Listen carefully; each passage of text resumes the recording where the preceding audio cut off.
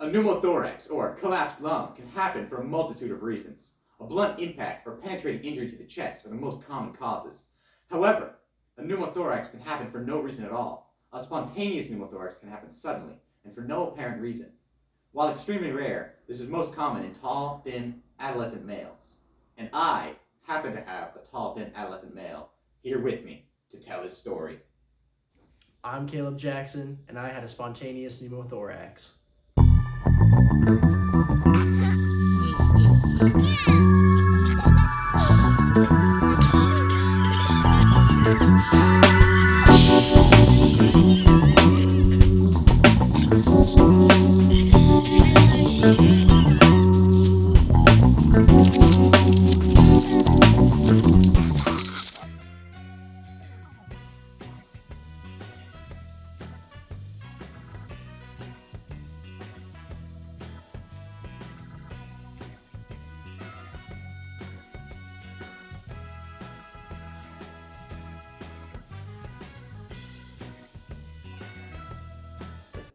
I'm here with Caleb Jackson, who, 4 months ago, suffered from a spontaneous pneumothorax.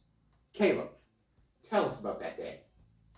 So I was just working at Arnie's, which is where I work, and I was just cooking, flipping some burgers, and then I felt like an ache in my back. I felt like I pulled a muscle or something, and then the pain kind of spread down my back inside, eventually my chest, and then I was like, oh, this isn't really normal. Yeah. Then what?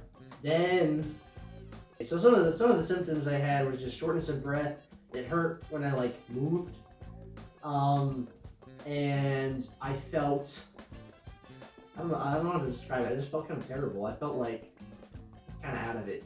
And then I went to the hospital, and they took an X-ray, and they called me and said that I had my lung collapse or spontaneous pneumothorax.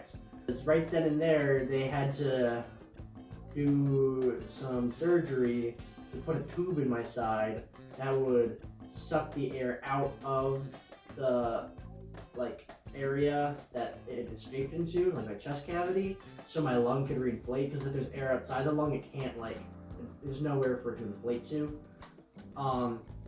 And so they had to do that, and then I was just in the hospital for a while my lung reinflated. I had that tube in me, and it doing its thing. Yeah, good times. So the recovery process for my collapsed lung took a while.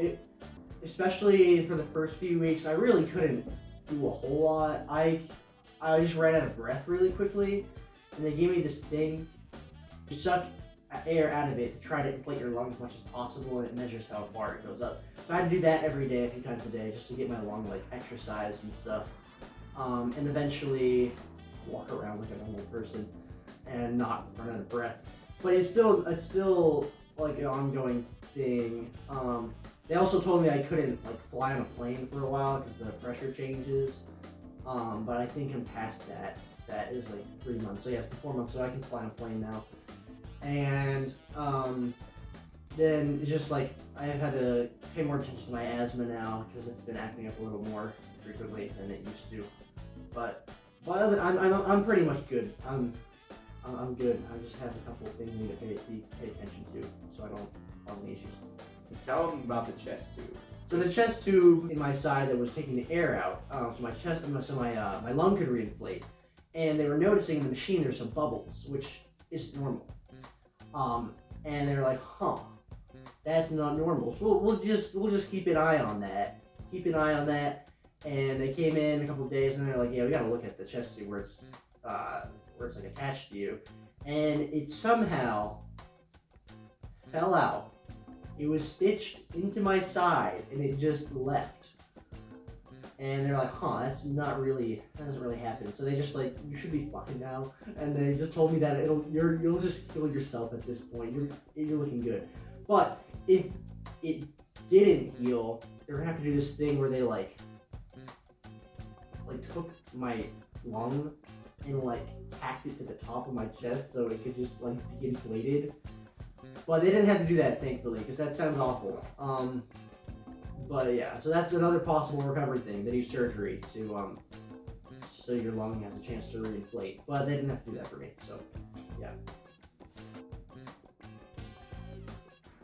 So remember, if you're a tall, thin adolescent male, you should be aware of the risks.